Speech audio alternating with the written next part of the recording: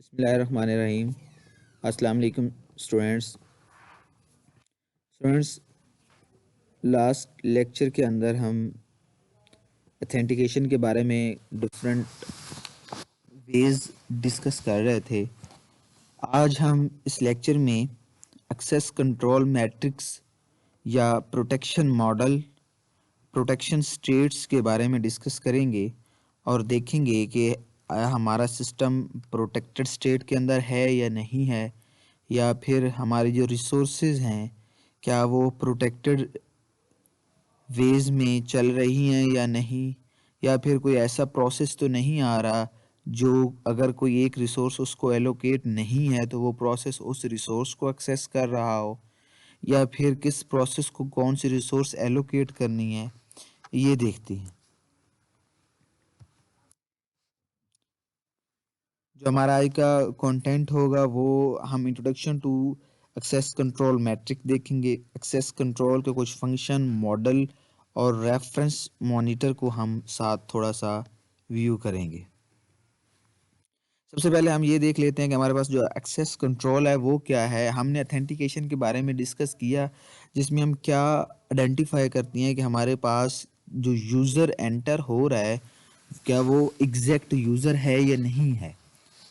इसको थोड़ा सा इन डिटेल हम एक इसका शॉर्ट ओवरव्यू इससे नेक्स्ट स्लाइड में भी ले लेंगे, लेकिन इससे इससे पहले हम एक्सेस कंट्रोल को देख लेते हैं कि हमारे पास एक्सेस कंट्रोल एक ऐसी सीरीज ऑफ मैकेनिज्म होता है जो कि ये बताता है कि यूज़र क्या कर सकता है, कौन सा ऑपरेशन यूज़र को सिस्टम ऑपरेशन करने की एक्सेस दे रहा है और किस ऑपरेशन या एक्शन से उसको रिजेक्शन मिल रही है।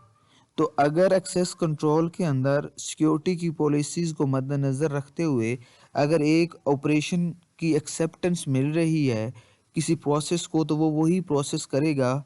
वो अगर किसी की रिजेक्शन मिल रही है या फिर उस प्रोसेस में उसको उस प्रोसेस को उस रिसोर्स तक एक्सेस नहीं है, तो अगर वो एक्सेस करेगा तो इट मीन कि वहाँ पे वायोलेशन ऑफ प्राइवेसी होगी या फिर सिक्योरिटी का ख़तरा होगा।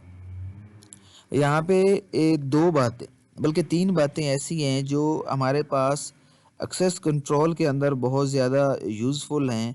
सबसे पहले हमारे पास एक यहाँ पे वर्ड यूज़ होगा, subject. What a subject is allowed to do.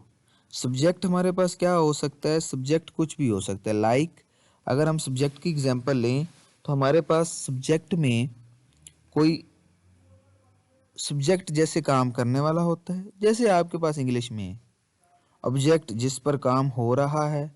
और यहाँ पे एक और जो ज़रूरी है, एक और वर्ड है ऑब्जेक्ट, सॉरी, राइट्स, कि कौन कौन से राइट्स हैं जो हम या जो सब्जेक्ट ऑब्जेक्ट्स के ऊपर अप्लाई कर सकते हैं। अगर एक सब्जेक्ट वो राइट ऑब्जेक्ट के ऊपर अप्लाई कर रहा है जिसका उसको राइट है, तो वो प्रोटेक्शन स्टेट के अंदर होगा। और अगर वो कोई ऐसा राइट अप्लाई कर रहा है जिसका जो उसको अलाउ ही नहीं है किसी ऑब्जेक्ट के ऊपर अप्लाई करने का, तो उस सूरत में वो हमारे पास सिक्योर या प्रोटेक्शन स्टेट के अंदर नहीं होगा। अभी हम थोड़ी सी सब्जेक्ट की एग्जांपल देख लेते हैं कंप्यूटर की लैंग्वेज के अंदर। तो हमारे पास प्रोसेस एक सब्जेक्ट हो सकता है जो कोई टास्क परफॉर्म करेगा, किसके ऊपर, ऑब्जेक्ट के ऊपर। ऑब्जेक्ट के ऊपर ऑब्जेक्ट क्या हो सकता है, यहाँ पे अगर हम ऑब्जेक्ट को देखें तो हमारे पास वो कोई रिसोर्स हो सकता है जिस पे हमारे पास प्रोसेस कोई जिससे कोई काम लेगा। लाइक प्रिंटर हो सकता है, लाइक कोई फाइल हो सकती है जिसको वो रीड कर रहा है, राइट कर रहा है या फिर अपेंड कर रहा है। हमारे पास ये जो रीड राइट है ये राइट्स हैं। और उसके बाद जो ऑब्जेक्ट है वो हमारे पास कोई फाइल हो सकती है, कोई रिसोर्स हो सकता है। यहाँ तक बात क्लियर है। आगे हम देखते हैं एक्सेस कंट्रोल के जो हमारे पास फंक्शन है, कि जो एक्सेस कंट्रोल है वो इन फंक्शन के अंडर काम करेगा। अगर ये तीनों फंक्शन हमारे एक्यूरेटली वर्क कर रहे होंगे तो उसके बाद जो एक्सेस कंट्रोल है वो टास्क परफॉर्म करेगा। सबसे पहला फंक्शन आइडेंटिफिकेशन, ऑथेंटिकेशन और अथोराइजेशन। आइडेंटिफिकेशन जैसा कि नाम से ही शो है कि जो सब्जेक्ट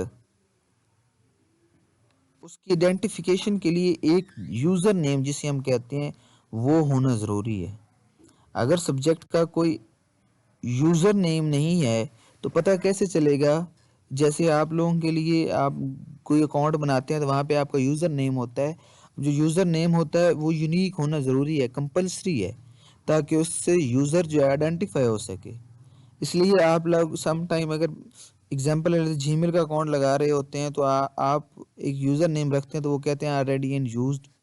फिर आप उसके सामने कोई न्यूमेरिक वैल्यूज़ लगाते हैं अपनी मर्ज़ी की, तो वो वेरीफ़ाई हो जाता है। वो आपको यूनिक नेम असाइन होता है जिससे आपकी आइडेंटिफिकेशन हो सके। उसके बाद है आपके पास ऑथेंटिकेशन और ऑथराइजेशन। अगर हम ऑथेंटिकेशन की बात करें तो ये जो आपका सब्जेक्ट है उसको अब ऑथेंटिकेट करना है। अब ऑथेंटिकेशन हमने लास्ट लेक्चर में अच्छी तरह इन डिटेल में स्टडी की थी। ऑथेंटिकेशन हमारे पास क्या है? वो with the help of password हो सकता है, वो विद द हेल्प ऑफ कोई टोकन हो सकता है, वो with the help of biometric हो सकता है। जो जितने भी हमने ऑथेंटिकेशन के मोड्स स्टडी किए थे वो सारे के सारे जिससे यूज़र एंटर हो सके उस साइट पे, ये जो भी जिस सिस्टम को वो एक्सेस करने की कोशिश कर रहा है। और अथोराइजेशन क्या है? अथोराइजेशन ये है कि क्या इस सब्जेक्ट को जो एंटर हुआ है ऑथेंटिकेशन के बाद, क्या इसको ये प्रोसेस देना है कि नहीं देना।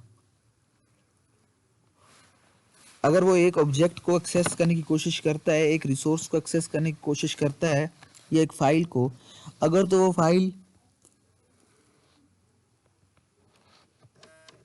अगर उस फाइल के एक्सेस उसके लिए अलाउ है तो वो उस फाइल के लिए एक अथोराइज यूज़र है। और अगर उस फाइल की एक्सेस ही उसे अलाउ नहीं है तो वो उस फाइल के लिए एक अथोराइज यूज़र नहीं है।